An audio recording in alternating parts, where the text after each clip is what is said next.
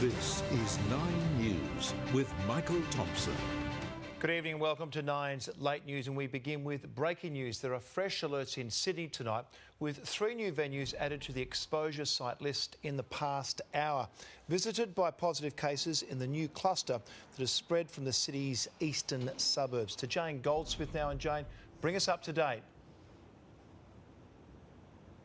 Good evening, Michael. Well, I'm here at the East Village Shopping Centre at Zetland, one of 3 new locations named just a short time ago, along with the North Mead Bowling Club, as well as the Health Emporium at Bondi. For more information about dates and times, you can head to the New South Wales Health website. Now, meanwhile, there is evidence patient 0, the limo driver, failed to do a saliva test. The Health Minister, Brad Hazzard, tonight admitting there has been a reluctance through National Cabinet to have mandatory testing, but it's something he's now looking at very closely. He says anybody involved in the quarantine system and the port system should undertake a saliva test every day. And so a driver ferrying airline staff is also in that category. And on top of that, the man wasn't vaccinated. Michael, a police investigation is now underway. Understandably so. Jane, thank you.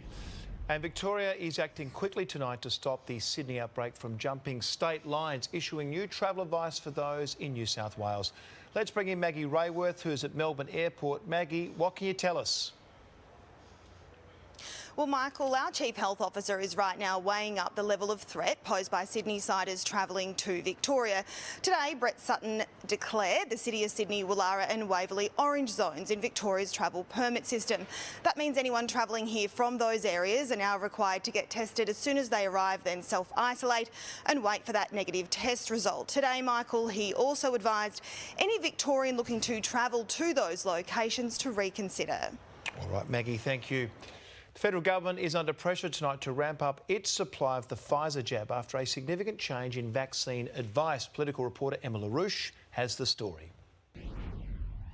Michael, anyone who has received their first dose of AstraZeneca without a problem is urged to go back for their second regardless of their age. This is after a significant change in medical advice. Back in April, the government's Immunisation Advisory Group recommended the AstraZeneca jab should be limited to those aged over 50. Today, the experts decided it should only be administered to the over 60s. This change is based on 12 new cases of rare blood clotting in the past week with possible links to AstraZeneca. 7 of those cases are between the age of 50 and 59. AstraZeneca was supposed to be our main vaccine, with about 1 million doses per week being manufactured out of Melbourne. But now the federal government is under pressure to ramp up the supply of Pfizer for those under the age of 60. The Health Minister insists we're on track to receive 40 million Pfizer doses over the course of the year. Michael. Thanks, Emma. Let's now go to breaking news. And Prime Minister Scott Morrison has just moments ago touched down at Canberra Airport. He's returning from a whirlwind international trip and is heading straight into quarantine at the Lodge.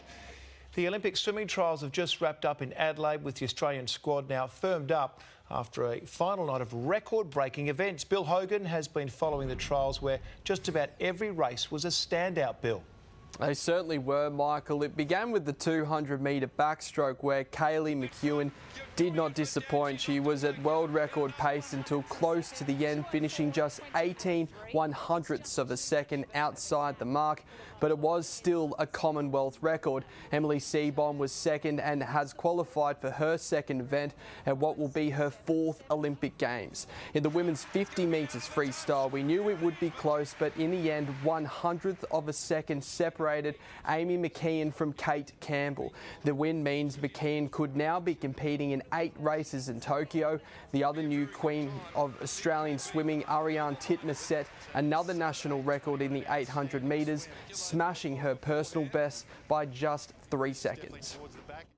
I'm happy that, that's the fastest that I've swum in the event, so I'll look at how the race went and see what I can improve on for Tokyo. Now in the men's 100 metres butterfly, Matt Temple was an easy winner over Sean Champion, but all eyes of course were on Cody Simpson, his remarkable journey ending tonight after finishing 8th. But speaking to him after the race, he's vowed this won't be the last time we see Cody Simpson swim again. 52 is my phone background for the last 6 months. So I wanted to go that time, and to do it twice today is super encouraging, and just looking forward now to getting back to training.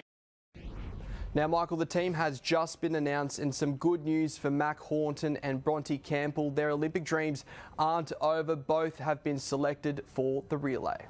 Certainly a fantastic night in the pool. Bill, thank you. Tonight we get a chance to show you the Billa asylum seeker family, finally with smiles on their faces. These photos of the couple and their children being reunited with friends who had travelled from Billa to Perth to be with them. Lucy McLeod has more, and such a joyous reunion, but Lucy, still no word on the family's future.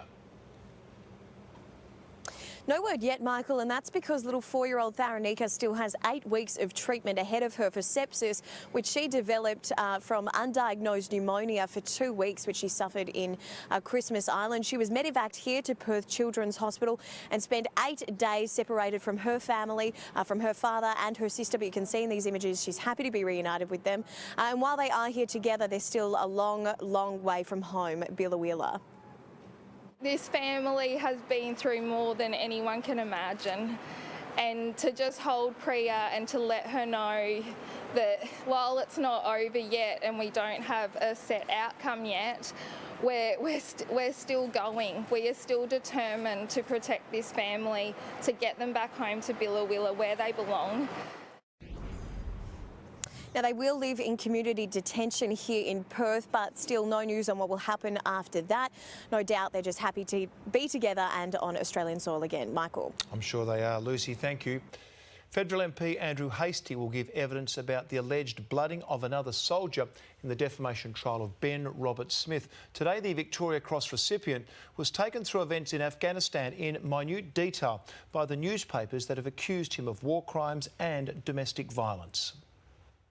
Ben Robert Smith walking into enemy territory. After 4 days of questions from his own team, the former SAS soldier faced the barrister acting for 9 newspapers, the Sydney Morning Herald and The Age, agreeing he understood killing a PUC, a person under confinement in Afghanistan, was murder and against the Geneva Convention, but also that you could use what force was necessary and required to effect the arrest of the PUC, and that included punching them if they fought back. One of the key allegations is that Robert Smith kicked unarmed Afghan farmer Ali Jan off a cliff and made it look like he was killed in combat. Today he told the court the soldier in front of him had engaged who he thought was an insurgent, and he was already down by the time he started firing. I think it was a more than reasonable assessment that he was showing hostile intent, and he said that a communications device was found on the ground, effectively underneath him. Robert Smith said he had heard of throwdowns, which was the practice of putting a radio or weapon on a dead Afghan to make it look like they were an insurgent. But he said he didn't know anyone who had done it. A slow, calm and methodical day as Nine's barrister laid the foundation for what's to come. A witness list also released revealing federal MP Andrew Hastie will give evidence about the alleged blooding of another soldier. Kelly Fedor, 9 News. Plenty still ahead on Nine's late news, including how the world is summing up the Biden-Putin summit. Nine's late news brought to you by HIF, your health's best friend for over 65 years.